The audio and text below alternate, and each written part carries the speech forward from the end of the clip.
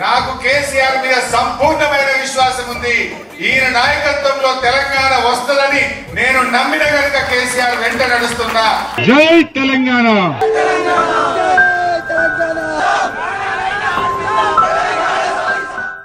కరీంనగర్లోని తోటపల్లి గ్రామం ఓ సాధారణ మధ్యతరగతి కుటుంబం. 1972 జూన్ 3 ఓటమెరుగని రారాజు హరీష్ రావు పుట్టినరోజు.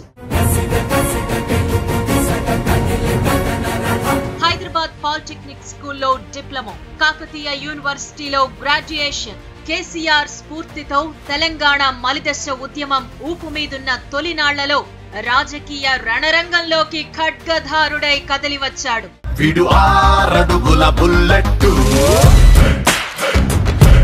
మేనమామ కేసీఆర్ వద్ద రాజకీయ ఓనమాలు నేర్చాడు.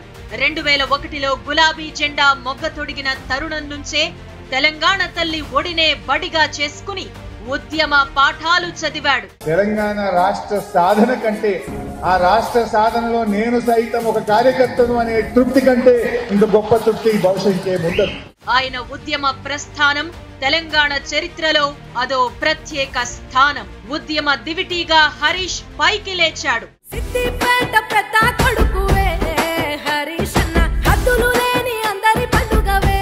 కేసీఆర్ తరువాత ఉద్యమ నిర్మాతగా హరీష్ పేరే వినిపిస్తుంది. విశ్వసనీయత, జవాబుదారీతనం ఉన్న నాయకుడు. కేసీఆర్ గారి హయాంలో చాలా మంచి పనులు జరిగినాయి. ఇక 10 ఏళ్లలో ఏం చేయాలంటే మరి 56 ఏళ్ళంతా మీరు ఉద్ధరించి బాగా చేసిస్తే మేము ఖరాబ్ చేసినట్ట. అప్పుడు కూడా కాంగ్రెస్ పార్టీయే. ప్రేమాభిమానాలు కలబోసుకున్న శ్రామికుడు. 14 ఏళ్ల తెలంగాణ ఉద్యమంలో కీలక పాత్ర పోషించాడు. చట్ట సభల్లో తెలంగాణ వాణిని బలంగా వినిపించాడు. తెలంగాణ ఉద్యమ రూపంలో ఈ సభలోకి మేము ఎమ్మెల్యేలుగా వచ్చినాం కనుక, మా ప్రజలు పంపిన కనుక మేము మా ప్రజల పక్షాన్ని అడుగుతున్నాం, ప్రశ్నిస్తున్నాం, పోరాడుతున్నాం, సాధిస్తున్నాం అనేటువంటి మాట తెలియజేస్తా ఉన్నాం. క్షేత్ర స్థాయిలో యువతని సమీకరించే పాత్రధారి. గులాబీ బాస్ కీలక నిర్ణయాల్లో సూత్రధారి. ప్రత్యర్థుల గుండెల్లో గుబులు పుట్టించే వ్యూహ రచన ఆయన సొంతం. మామ అడుగు జాడల్లోనే నడిచే నమ్మిన బంటు. ఉద్యమ ఉద్దండు. అన్నదాత ఆత్మబంధువే హరీష్ అన్న, కేసీఆర్ అంతరాత్మవే. హరీష్ రాకతో తెలంగాణ రాజకీయాల్లో మరో మరిచిపోని అధ్యాయం మొదలైంది. 2004లో తొలిసారిగా సిద్దిపేట శాసనసభ్యునిగా ఉప ఎన్నికల బరిలో దిగాడు. 24,829 ఓట్ల మెజారిటీతో విజయ దుందుభి మోగించాడు.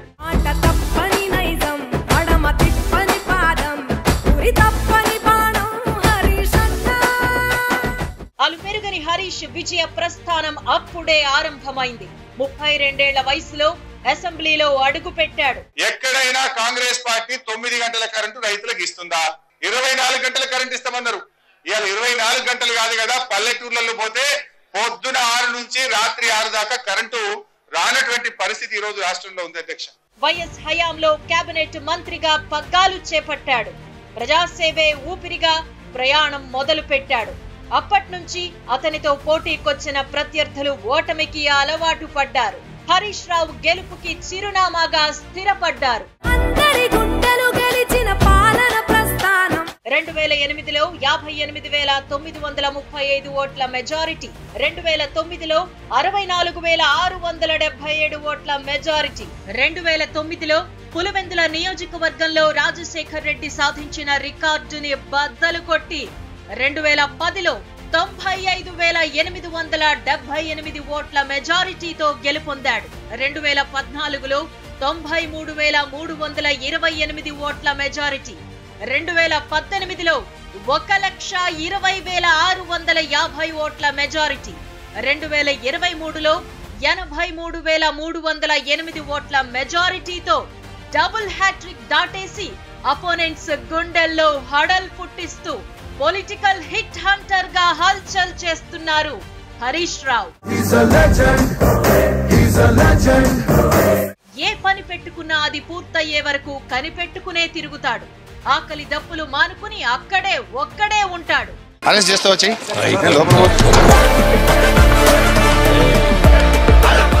పోతిరెడ్డి రెడ్డిపాడు రిజర్వాయర్ ని నిర్వీర్యం చేస్తుంటే అసెంబ్లీ సాక్షిగా వైఎస్ నే నిలదీశాడు. ఒక్క పులివెందుల నియోజకవర్గంలో 200 కోట్ల రూపాయలతోని రోడ్లు వేసుకున్నారు అధ్యక్ష. ఇది ప్రాంతీయ తత్వం కాకపోతే ఏంది? ఈ ముఖ్యమంత్రి రాజశేఖర రెడ్డి పెద్ద ప్రాంతీయవాది, ఈయనే పెద్ద ప్రాంతీయ తత్వం గలటువంటి వాడు. ఇవాళ మమ్మల్ని ప్రాంతీయవాదులు అనే మీకు లేదా అధ్యక్ష అని చెప్పి నేను మనవి చేస్తా ఉన్నాను. నెట్టంపాడు, కల్వకుర్తి, భీమా, కోయిల్ సాగర్లను పెండింగ్ ప్రాజెక్ట్స్ గా మార్చితే సమైక్యవాదులపై ఫైటింగ్ మొదలు పెట్టాడు. రైతుల ఆత్మహత్యల్ని ఆపే ఆశయంతో వలస బతుకులకు మెతుకులు అందించే దిశగా అడుగులు వేశాడు. వడ్ల విషయంలో దయచేసి మీరు అందరూ గట్టిగా ఉంటే మేము అసెంబ్లీలో కొట్లాడతాం. అసెంబ్లీలో తుమ్ము లేపేసిన సంగతి చెప్తాము. వాటిలకు బరాబర్ 500 బోనస్ వచ్చేదాకా అసెంబ్లీ నడవాలి. అసెంబ్లీలో వీళ్ళ సంగతి చెప్తాం గట్టిగా. వీడుపడ్డ తెలంగాణ గోడు వింటూ ఆకుపచ్చ కలలు కంటూ ప్రాజెక్టుల వద్దే నిద్రపోయాడు. అందుకే సాక్షాత్తు గవర్నర్ నరసింహన్ ఇతను హరీష్ రావు కాదు కాళేశ్వరరావు అని కితాబిచ్చారు. కాళేశ్వరం పేరెత్తితే ప్రత్యర్థులు సైతం హరీష్ రావు పేరే ప్రస్తావిస్తారు. సేద్యంతోనే నవ తెలంగాణకి పునాది వేద్దామనుకున్న హరిత విప్లవ సారథి ప్రాజెక్టులే అభివృద్ధికి పరమావధిగా భావించిన అసలు సిసలు తెలంగాణవాది. తెలంగాణ చెరువుల్లో నిండుకున్న నీరు 80,500 కోట్ల వ్యయం, 13 జిల్లాలకు లబ్ధి. గోదావరి నది నుంచి 90 రోజుల పాటు రోజు 2 టీఎంసీల చొప్పున 180 టీఎంసీలు ఎత్తిపోయడం ఈ పథకం ధ్యేయం. బ్యారేజీలు, రిజర్వాయర్లు, జలాశయాలు, ఇలా ఈ బాహుబలి ప్రాజెక్టు ప్రాణంగా భావించి జలజీవం తీసుకొచ్చాడు హరీష్ రావు. దీని ఆయకట్టు 45 ఎకరాలు. ఇది ప్రపంచంలోని అతిపెద్ద multi stage lift irrigation project. తెలంగాణలో అల్లుకున్న ఈ హరితం హరీష్ రావు కృషి ఫలితం. అన్నదాత ఆత్మబంధువే హరీష్ అన్న, కేసీఆర్ అంతరాత్మవే. చెరువుల పునరుద్ధరణ, నీటి నిల్వల రక్షణ కోసం తెలంగాణ ప్రభుత్వం తలపెట్టిన జలయజ్ఞం మిషన్ కాకతీయ 45,000కు పైగా చెరువుల్ని బాగు చేయడమే లక్ష్యంగా మొదలైంది.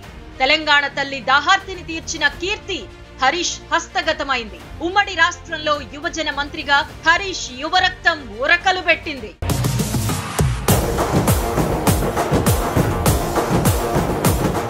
క్రీడా శాఖ మంత్రిగా కూడా ఆసక్తికర ఆటతో ఆకట్టుకున్నాడు.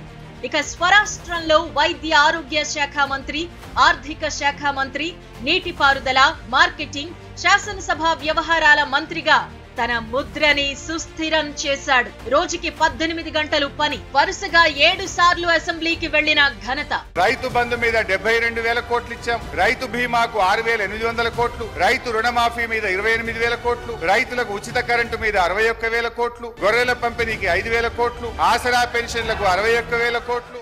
1,20,650 ఓట్ల మెజారిటీ సాధించిన ఒకే ఒక్క రాజకీయ నాయకుడిగా భారత రికార్డ్. అతి చిన్న వయసులో అన్ని సార్లు అసెంబ్లీలో అడుగుపెట్టింది హరీష్ మాత్రమే.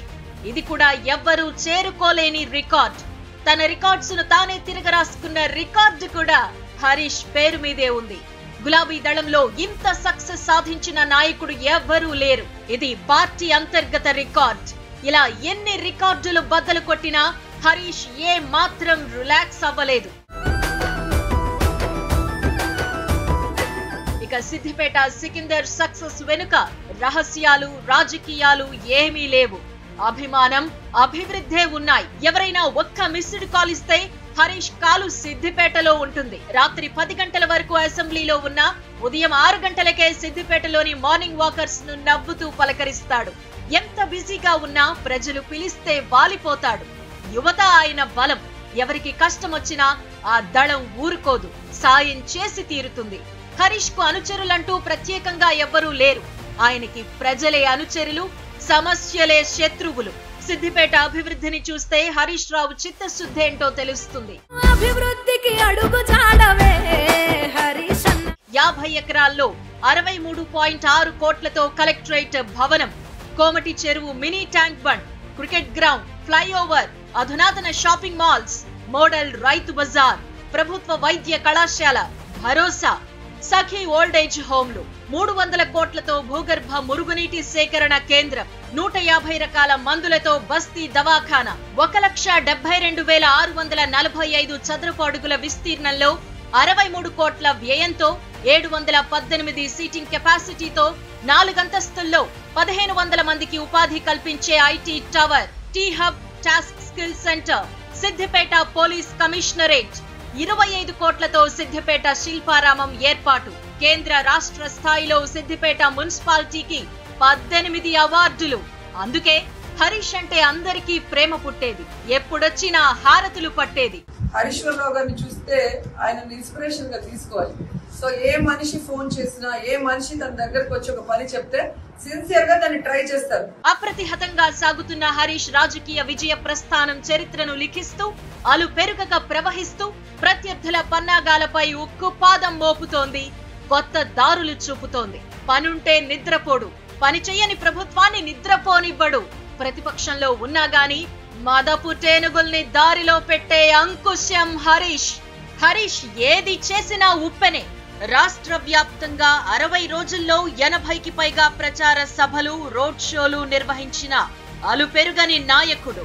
హరీష్ రావునేమన్నా అనాలంటే ప్రత్యర్థులు కూడా ఆలోచనలో పడతారు. ఎందుకంటే అతని పనికి భయపడతారు, అతని మాటకి బదులు చెప్పలేరు. సిద్దిపేటలో అసూయపడే విధంగా అభివృద్ధిని చూపెడుతున్న అద్భుతమైన నాయకుడు గౌరవనీయులు పెద్దలు హరీష్ రావు గారికి సిద్దిపేట రాగానే నేను ఫోన్ తీసుకుంటా, హరీష్ రావు గారికి ఫోన్ చేస్తాను.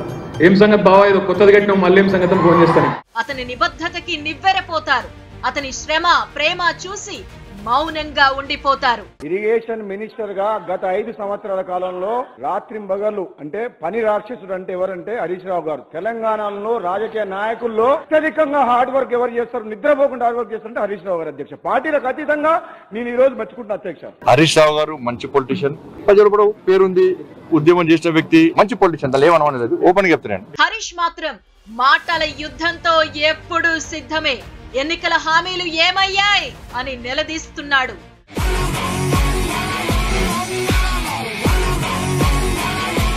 6 గ్యారంటీలను కాకెత్తుకుపోయిందా అని కాలర్ పట్టుకుంటున్నాడు. 50% రుణమాఫీ అందలేదో అని సవాల్ విసురుతున్నాడు. రేవంత్ రెడ్డి గారికి నేను సవాల్ విసురుతున్నా, నిజంగా సంపూర్ణంగా రైతు రుణమాఫీ పూర్తయిందంటే నువ్వే చెప్పు, ప్లేస్ చెప్పు, డేట్ చెప్పు, టైం చెప్పు, ఏ జిల్లాకు పోదాం, ఏ మండలానికి పోదాం, ఏ గ్రామానికి పోదాం, నువ్వు చెప్పు, నేను వస్తా. నా నియోజకవర్గానికి వస్తావా, నీ నియోజకవర్గానికి పోదామా, రాష్ట్రంలో ఎక్కడ పోదామో నువ్వే డిసైడ్ చేయి.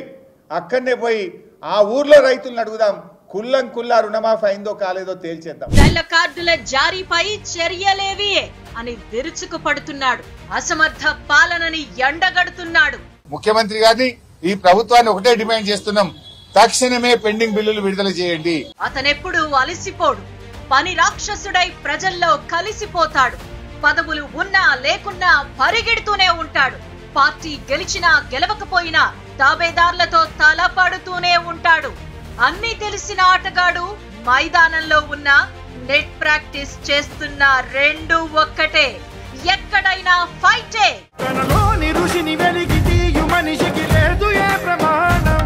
మంత్రి హరీష్ రావు గారు చాలా క్రియాశీలమైన మంత్రి, ప్రజల కోసం అద్భుతంగా పనిచేసేటువంటి ఒక తపన ఉండే మంత్రి. That is Harish Rao.